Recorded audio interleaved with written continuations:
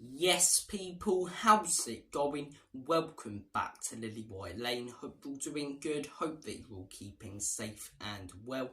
And I hope that you're all having a really good Saturday and weekend, wherever you are in the world, and whatever you are planning to get up to today and over the rest of the weekend as a whole. And you are all very welcome along to your Nottingham Forest versus Tottenham Hotspur match debrief, the show where we take a look at, analyse and go through Tottenham Hotspur's latest game in detail, and we'll obviously go through all of the big talking points coming out of last night's game. And look, it was a crazy game that we are going to delve into in today's video, but before we do that, make sure, if you haven't already, to smash that subscribe button. If smashing the subscribe button isn't enough for me, smash it for Big and Jazz Santa Claus in the background. Also, be sure to give that like button a Mike Tyson right hook, as it hugely helps us out in the algorithm, and tap that notification bell so you'll be notified and let know every single time we upload a new piece of Spurs content on the Lily White Lane YouTube channel. Without further ado, enough waffling, enough faffing about. Let's get cracking with this knacking. Nottingham Forest 0, Tottenham Hotspur 2. Was it the prettiest and best football I've seen us play this season under Ange Postecoglou? No. But was it an absolutely massive 3 points, which is all that matters this time of year in the Premier League? Yes.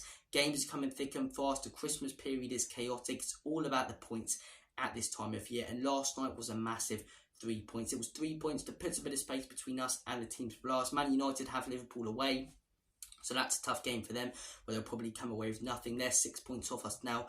Brighton, as I say, who are catching up to us a little, they've got Arsenal away this season, so that's probably 6 or 7 points behind us. Newcastle have Fulham, which is a tough game today. The game hasn't kicked off as of recording this, so we'll see what happens in this weekend's games. But it was crucial that Tottenham Hotspur picked up all 3 points last night to put a bit of space between us and the teams below us, and obviously to catch up to the teams above us. Top 4, will I be content if we get Europa League? Very, because of what we expected pre-season. If we get top 4, that would be outstanding though, and that's what we should aim for. And look, we needed it to catch up to the teams above us. Do I think we'll, beat Manchester City into the top 4? No, even though they're having a bit of an off period. They always finish the season strongly. Even if they're not going to win the league, they'll definitely get top 4. So I think you're looking at Aston Villa as the team who we're going to try and kick out of that top 4 to get in. And they've been on absolute fire, especially at home recently. So we needed to pick up all 3 points last night to catch up to them. And we did. It was a huge 3 points. It wasn't the prettiest football, but we also showed that we have the ability to grind out results, which is one thing I've been worried about. I've seen us play beautiful football, but at times when we haven't quite been at our absolute best, we've lost. And maybe sometimes, occasionally, game management hasn't been brilliant from Spurs. But a few games I've seen now from this team and from Ange Postecoglou where he's managed the game absolutely brilliant. The City game, I thought we managed that game absolutely fantastically. Ange's substitution got us a point there, bringing on Højbjerg and putting Kulu on the right. And in my opinion, Ange's sub last night, when Brennan Johnson got the early entry, won us that game, putting Kulusevski on the right, putting Ollie Skip in the midfield. Both of Kulusevski's, parts to play in both goals come from the right-hand side. That was Ange Postecoglou's decision. Brilliant from him, and the game management yesterday was brilliant. I've seen us go to tough away grounds, have a 1-goal lead and throw it away, such as Molineux, but last night we didn't. Last night, as I say, we got that goal before half-time, even if we didn't really deserve it. We came out in the second half. We did exactly what we needed to. We realised they were the team that needed the win, needed the result, and were going for the goal. We held onto the ball, waited for a little mistake, pressed them well. Matt Turner gives it away, the ex-Scum player, and Dejan Kulusevski takes on his man, rifles it into the back of the net, and we have a 2-goal lead. Lovely jubbly, Bob's your uncle. So, look, it was a very, very... Was it a good performance as such? It depends what you define as a good performance. A good performance normally is defined as beautiful football, intricate stuff, playing the best you can. But I thought it was a good performance from a lot of our players and a good performance from the team overall, because we fought in that game. It was a tough away game, a tough ground to go to. Yes, they haven't been on the greatest form recently, Nottingham Forest, but the City ground, it's one of the toughest to go to in the Premier League. Beaten teams even this season when they've been on poor form, such as Aston Villa there. So to go there and come away with 3 points the way we did, it makes me proud. And we had to grind it out. We had to fight as a team together.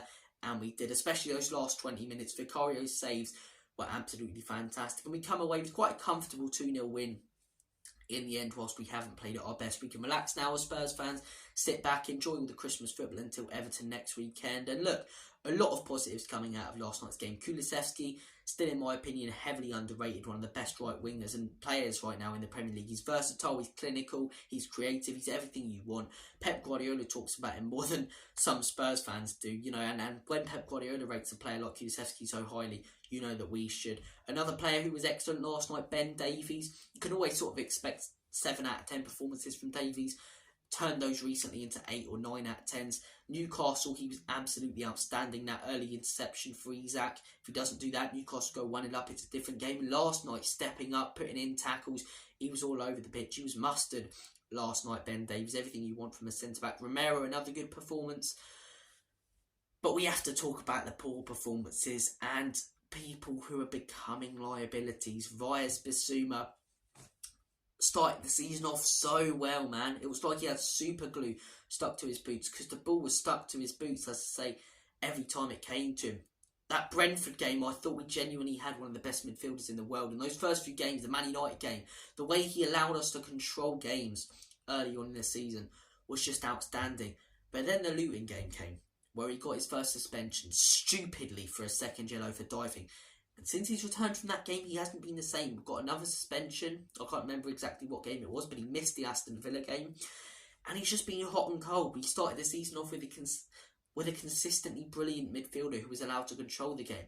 Yet recently we're seeing the same Bissouma we saw last season under Conte, an inconsistent player who's hot and cold, who you can't trust and rely on. He's becoming a liability for a number of reasons. Number one, his inconsistent performances. Good performance against Man City, poor performance against West Ham, good performance on the weekend, poor performance this week. And no great performances, by the way. At the beginning of the season, they were great performances. Recently, they've been good when he has performed okay. So that's one reason why he's becoming a bit of a liability. The second reason, suspensions. 2 suspensions already this season. So he got the yellow against Luton, missed the game. He got the yellow, missed the Aston Villa game.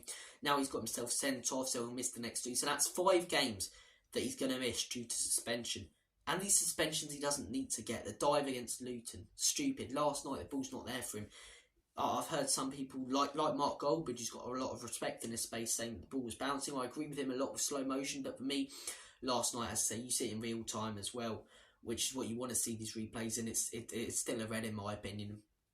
And if we're going to say Curtis Jones did a red and stuff like that, then, you know, it's more of a red than Romero's against Chelsea, put it that way. But yeah, silly suspension. That's 5 games he'll miss, or 3 games he'll miss, 5 games missed due to suspension.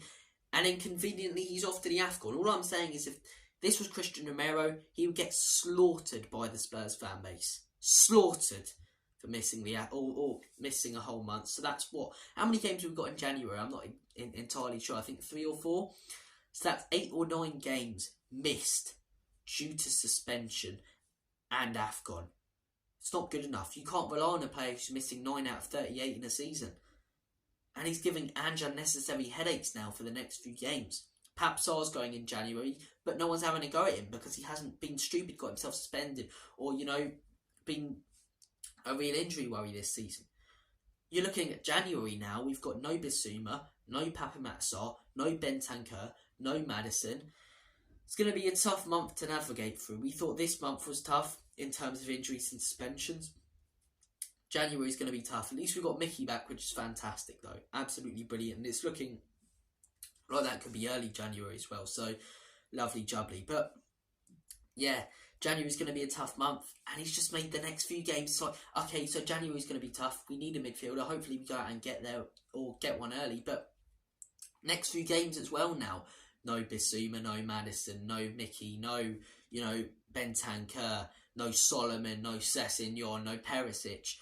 It's going to be a hard next few games to navigate through, which wouldn't have been as hard if Bissouma didn't make that silly tackle, man. Silly. We're 2-0 up in control. Luckily, Vicario bailed us out late on, but stupid. Another player, I'm not going to go in as hard on him because his red cards and yellows haven't been stupid as such, but Udogie. He's a young player. I really like him. Extended his contract till 2030. I'm looking forward to, you know, seeing how he can develop and get better.